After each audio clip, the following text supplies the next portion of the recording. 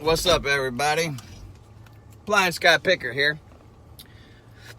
And sorry I haven't uploaded any videos lately. I have been making a few, just haven't really uploaded any. But I wanted to take a few minutes and talk to you guys about first call completions. And I've been freaking rocking lately. And when I say rocking, I mean my first call completion rate is in the upper 90s, 90 percentile, which is awesome. But wanted to discuss why that is and how you, first off, if you're new to appliance repair and you really don't know what I mean when I say first call completion or FCCs, first call completion is what you're striving for in your business. It's when you go out and you fix the call 100% in one call. You don't have to go back. You don't have to order parts. You don't get any recalls. You complete it in one call. You bill it out, and you're done.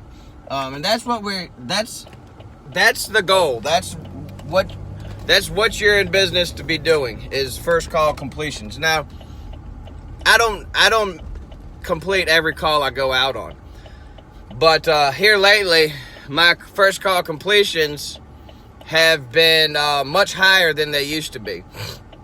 And I just wanted to discuss a little bit about why that is and what I've done to get my first call completion rate up. So, number one, first thing I have done recently that's different. Oh, come on.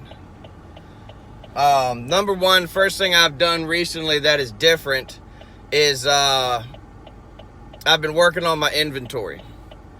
I have been buying new parts and new things to keep on my truck that I don't normally keep. So I'm stocking more items. I've been in business for a little over 2 years now, and basically what I've done is I've kept track of the commonly used items. And you can get these types of lists from most good supply houses. So if you go up to your supply house, whether you go to, Tribbles or wherever, Marcone, or if you order through Marcone, I don't know if Marcone offers an inventory list. I don't mess with them. But my local supply house, Cashwells, they're awesome. When I first started, they gave me a list. So your inventory is a major player in first call completions. So, you have to be always, your inventory should be an ever-evolving part of your business. And I've mentioned this before. You should never be like, all right, well, I'm happy with what I got on my truck now. No, because there's new appliances coming out. There's new parts being made. And another thing, actually, no, I'm going to wait a second. So your inventory, my inventory is basically this. I stock a ton of cheap parts, meaning less than $100. If it's a part and I'm going to use it and it's fairly small and I'm going to use it once a year, I'll keep it on the truck if it's less than $100. Just because that's going to be a first call completion. So like lid switches, water valves, start relays. You should have a gang of different start relays for refrigerators. So water valves, lid switches, start relays, heating elements. You should have a Samsung heating element. You should have several different Whirlpool heating elements. All the common Whirlpool heating elements. Thermostat kits, high limit thermostats, operating thermostats, thermal fuses, all that stuff. All that stuff's going to be your first call completions, or help you with your first call completions. If you go out on a machine and it's a common Whirlpool and you don't have every single thermostat and every single fuse and a heating element for it, then you're not really prepared, to be, in my personal opinion. You should have all that stuff. That stuff should be on your truck. And I'm not sure how these guys do it that drive these little tiny Priuses and these little cars. how you keep your inventory stocked up, but maybe, I don't know, maybe they don't get a whole lot of first call completions. Maybe they're running around going back to a lot of calls. But so number one is inventory. Work on your inventory. That inventory should always be growing. You should have the most common parts, the cheaper, most common parts for everything you're working on. So if you're a full line tech like me, and you're working on every appliance in the house, you should have common parts. And another thing under inventory is you need to find multifunctional parts, meaning that there's parts out there that you can use in an array of different settings. For instance, there's a GE evaporator fan. I want to say it's like a 742. It ends with 742 or 017, or I can't remember. But anyway, there's an evaporator fan for GE. And you can buy the one that comes with the thermistor, or you can buy the one that doesn't have the thermistor. Well, obviously, you're going to want to stock the one that comes with the thermistor, because if you don't need that thermistor, all you got to do is cut it off, put the thermistor in your truck, save it for another day, and then use it. It's the exact same plug, exact same everything, only it has, on the one that uses the thermistor, it has 2 wires going to that plug, and on the one that doesn't use the thermistor, it doesn't. So it doesn't hurt anything to pluck that thing off. It's a 10025 thermistor. You can save it and use it on another call. So obviously that's a good part to stock. Also, Samsung and LG drain pumps for washers. Samsung and LG drain pumps. There's not a lot of machines out there that an LG or a Samsung drain pump won't fix. I use them on all kinds of stuff. I use them on Whirlpools. I use them on Frigidairs, GEs. I use them on anything. If it fits and it seals good and it doesn't leak and it drains good, I'm using it. Even on the VMW style Whirlpools, you can make it fit on that one. You have to do a little bit of retrofitting, as I like to call it, but it'll fit. So find those parts that are multifunctional, that you can use in a vast different, it may be a Samsung part, but it'll fit all kinds of different machines. Those types of parts are going to help you with your first call completion rates. And also stock some restring kits for your like your Frigidaire and your GE dryers. Those restring kits, sometimes they're a pain in the ass to install, but you know what? I'd rather have that restring kit on my truck and restring it than have to run out to the supply house and order an entire heating element kit. So that's number one. Number one is inventory. Your inventory is a major player in first call completions. Number two, and I know I sound like a broken record when I say this, but number two is pre-trip diagnosis. You cannot, let me rephrase that. You cannot expect your first call completion rate to be high if you're just going out there winging it every day. When you get home in the evening, if you're running your own business, you need to be doing pre-trip diagnosis. Every single customer that calls me, I have them text me their model number.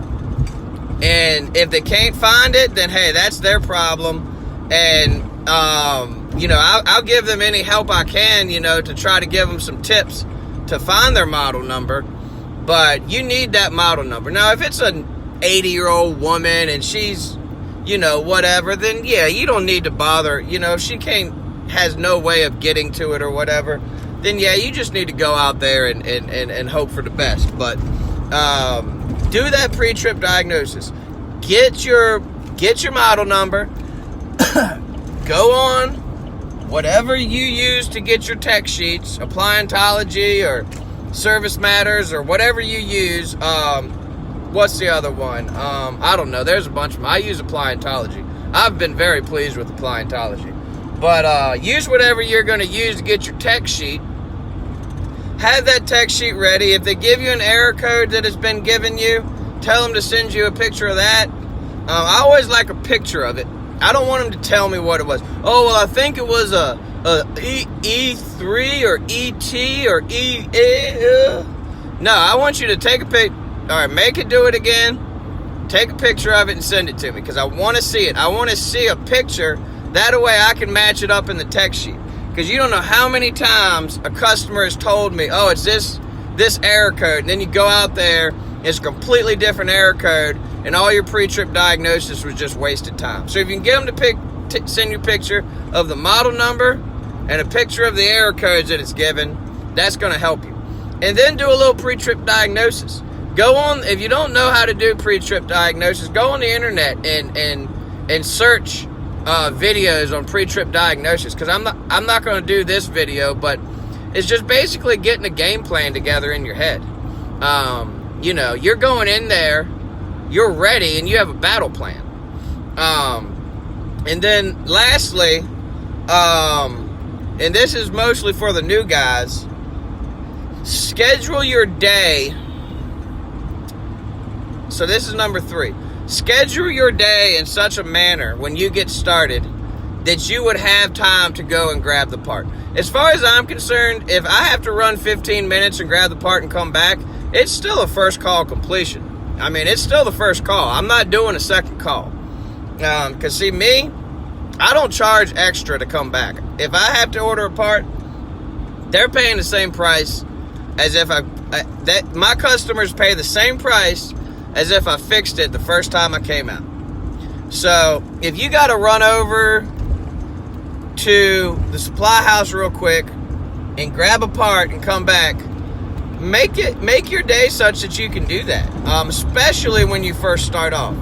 If you're booking 10, 12 calls a day and you're busting your tail, but your first call completion rate sucks, then why are you running 10 or 12 calls a day? You should be running 5 or 6 calls a day and giving yourself enough time to get those jobs done right. That's my opinion. That's how I do it. I'd rather run 5 or 6 calls a day. That's my number. That's right around where I like to stay. I got 7 today, but you know, some days I'll do 8. Some days I'll do 4. But you know, schedule your day in such a way that if you need to run over to Tribbles or over to Cashwell or over to wherever you buy your parts and grab a part and come back, you can do that. And another part of that pre-trip diagnosis, sorry to flop around, but y'all know I got ADD. But another part of that pre-trip diagnosis is when you get that game plan together, you already got the customer's model number. Think in your head, all right, what components on the appliance are the most likely cause of the issue that's been given to me? Sorry about that, my wife called.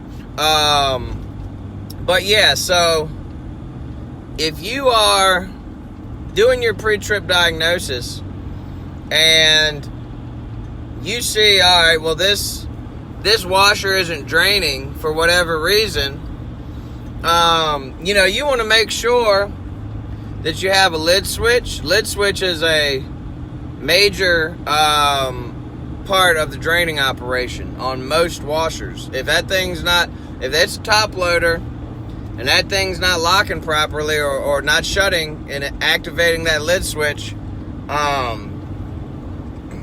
then you need to make sure you have that.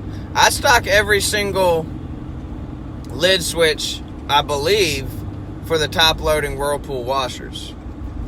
Maybe not. I can't remember if I have the VMW lid switch or not, like the VMW style washer.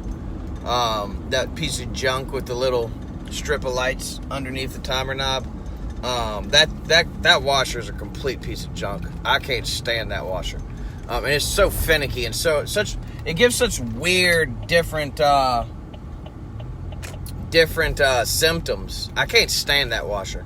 But as far as a direct drive goes, I have everything on my truck, basically. Short of maybe a transmission or a timer to fix that. And I have a transmission and most timers at the shop that I could take with me. So, yeah, it's just a little quick video on first call completions. That's the name of the game, man. That's what it's all about. You want to be hammering these calls out and completing them the first time you go out. Now, if you're brand new, don't get too upset if you're not getting a ton of first call completions. Just know that that's your goal. You know, that's where you want to be.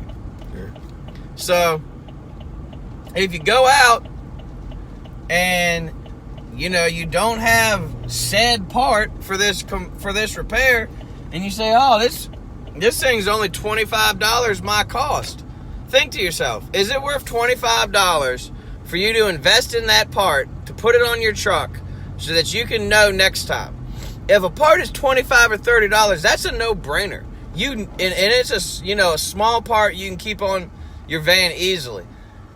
That's a no-brainer. Put it on your truck and keep your truck stock somewhat organized. Now, I'm kind of the pot calling the kettle black on this one, because my truck stock is somewhat organized, but I need to work on it. I'll be honest with you. But I can usually find stuff. I did this morning, went out and I needed a LG hot water valve. And for some reason, my LG hot water valve for a front load LG ended up in my dishwasher bin for some reason. Probably because it's a real little valve and I just wasn't paying attention and threw it in there. But yeah, so that threw me for a loop. But yeah, I mean, Friday I went out and I completed every single call I went on. Today is Monday. I've ran 3, completed all of them. So that's 3 for today. I got 7 calls today.